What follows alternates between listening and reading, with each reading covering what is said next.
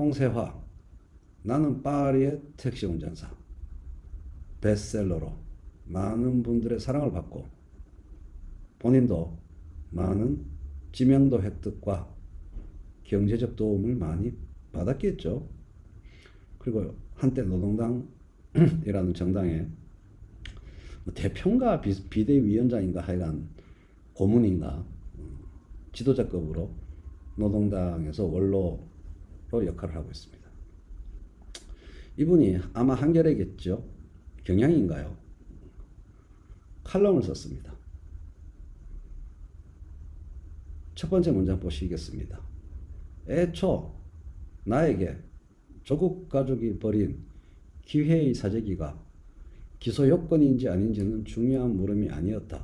이를 계기로 불평등 세습, 불평등에 대한 얘기를 많이 했으면 좋았을 것이다. 이렇게 하면서 하나만 나온 소리 언제 때 얘기야? 제가 어제 방송에서 피에르 브루디에 얘기했는데 이 양반이 또 왜 피에르 브루디에 얘기를 하고 있어? 기분 나쁘게. 피에르 브루디에와 장 클로드 파스롱이 교육에 관련된 책을 썼습니다. 근데 뭐 띄어쓰기도 장 클로드가 어디 있어? 장 클로드 파스롱입니다. 한겨레가 실수를 했는지 뭐 홍세아 씨가 실수를 했는지 모르겠는데 장 클로드가 아니고 장 띄우고 클로드 띄우고 파스롱입니다. 하여간 이런 세습 중산층 누가 몰라? 세습 중산층 사회라는 최근에 나온 책이 뭔가 새로운 사실을 일러주는 건가요? 기존의 시민들이 다 하던 얘기를 잘 엮어놓은 것에 불과하지. 그래서 정유라와 조국 부부를 뭐 연결시키고요. 이게 다 확증 편향에 걸린 시민이 아니라 고객에 불과한 소비자들. 마음에 안 들면은 책 안 사주고 유시민 책 같은 거 막 사줘가지고 밀어주는 이상한 고객, 시민 아닌 고객들이 시민 행세를 하고 있다. 팬덤으로 확증 편향에 걸린 구매자들, 고객들이 민주주의 사회를 위태롭게 하고 있다. 생각한다는 것은 무엇보다 회의한다는 것이다. 생각하는 교육 필요하다. 아무도 남을 설득하려고 노력하지 않는다. 한국인의 확증 편향은 생각하는 교육이 없어서다. 학교와 교실에서 생각하는 교육이 펼쳐지도록 노력을 기울여야 한다. 이렇게 썼습니다.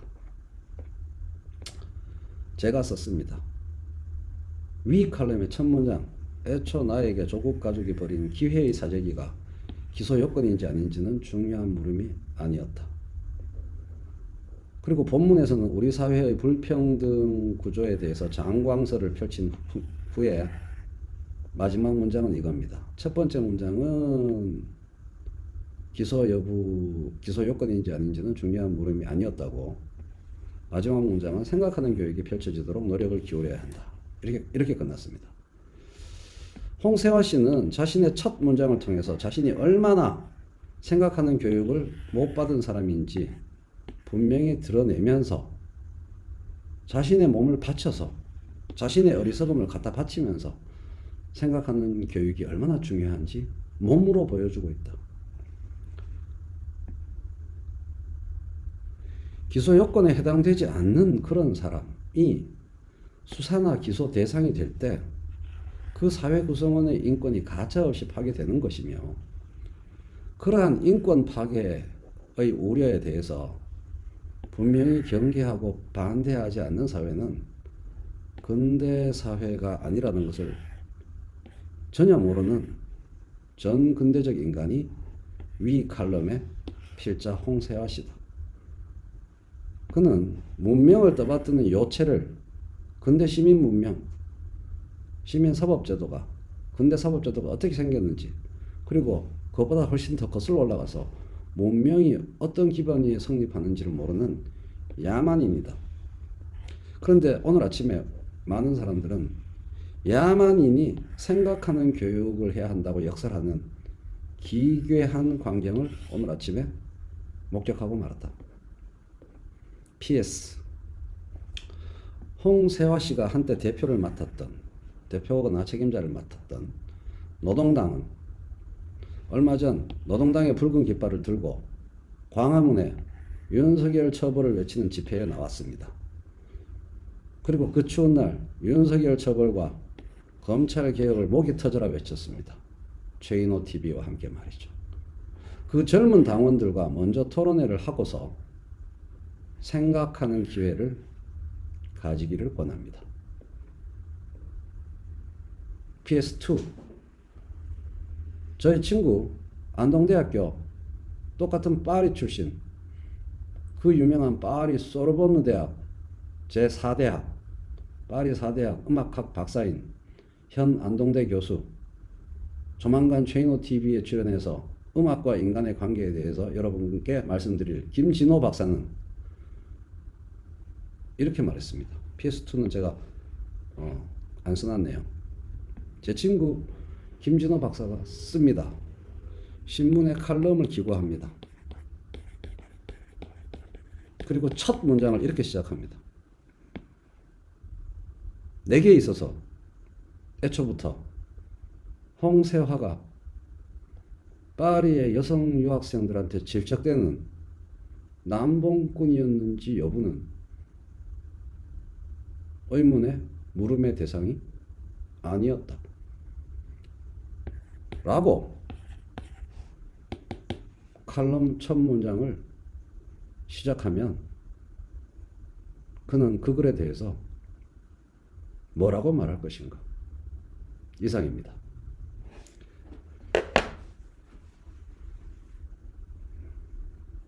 너무 가정스럽고 간교한 논리예요.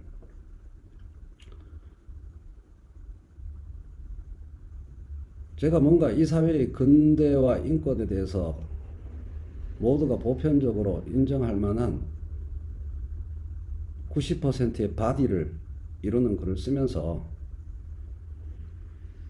모두가 인정하고 모두가 동의할 만한 보편적인 옳은 얘기를 쓰면서 첫 문장을 애초부터 나에게 파리의 홍세화가 파리의 한국인 여성들에게 질척대는 남봉꾼이었는지 여부는 중요한 물음이 아니었다.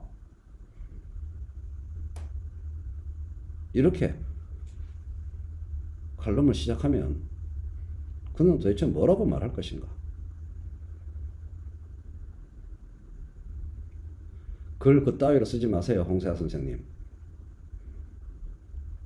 종이짝 은박지보다 얇은 전제 위에 63빌딩 세우는 헛짓거리 하지 마세요.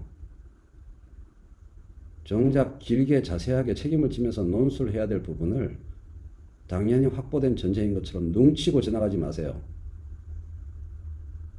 진중권의 논법과 똑같잖아요. 은박지만큼 얇은 전제를 밑장 빼기 하면 손모가지가 날아가지만 밑장에 함부로 쓸데없는 전제, 확인되지 않은 전제를 함부로 밑장 집어넣게 하지 마세요. 논리의 거대한 구축물 아래에 남몰래 밑장 쓱 집어넣고 당연히 그게 원래 있었던 전제인 것처럼, 바닥인 것처럼, 근거인 것처럼, 토대인 것처럼 뭉치지 마세요. 우리 눈에 다 보였습니다. 손모가지, 발모가지 다 날아갑니다. 어떻게 진중권 씨하고 어울렸나요? 어떻게 하는 짓이 똑같습니까?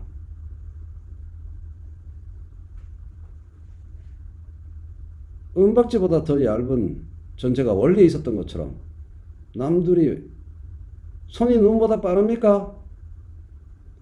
손이 눈보다 빠르다 그러면서 확인되지 않는 전제를, 가장 중요한 문제를 남이 못 보겠지 하면서 쓱 집어넣고 그 위에 거대한 논리적 구조물을 지어 올려요.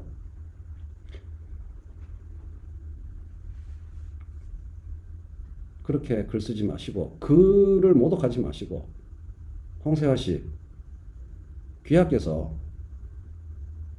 노동당 최순실 사건, 노동당 비선, 언더, 금권정치, 공식적인 민주주의적 당 기구를 무시하고 지하에서 김기로 등이 주축이 되어서 별도의 라인을 꾸리면서 가부장제적인 조직관리, 금권적인 조직관리, 사태가 터진 데 대한 윤리심판위원회, 징계위원회 위원장을 하면서 그들에 대해서 확고한 징계를 내리지 못하고 귀에 걸면 귀걸이 회색적인 그런 애매모호한 징계 결과를 발표한 홍세화 징계위원회 위원장, 노동당 징계위원회 위원장이 자기 당 안에서 벌어진 그 추잡한 사태에 대해서 어떤 스탠스를 취하고 얼마나 비겁했는지 모를 것 같습니까? 제가 아는 사람은 다 압니다.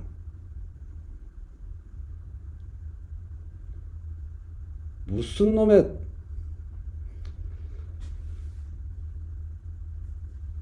그게 중요한 문제가 아닌데 왜 얘기를 하고 찾아빠졌어요? 중요하지도 않다면서. 내가 홍세화 선생이 독일에 한국인 여성들한테 질책됐는지 안 질책됐는지 나한테도 안 중요해요. 안 중요하면 난 얘기를 안 해요. 안 중요하다면 왜 얘기를 해?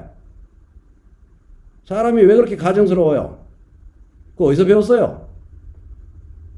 파리에 소르보느 대학 4대학을 정식 졸업한 음악학 박사인 제 친구 김준호 박사는 그따구로 글 안 써요. 파리에서 도대체 뭘 배운 겁니까? 내 똘 남확입니까? 내가 하면 똘레랑수고 남이 하면 확증 편향입니까? 호를 지어 드릴까요? 내 똘 남확, 내가 하면 똘레랑스, 남이 하면 확증 편향. 어디서 배웠어요? 파리에서 그런 거 배웠어요?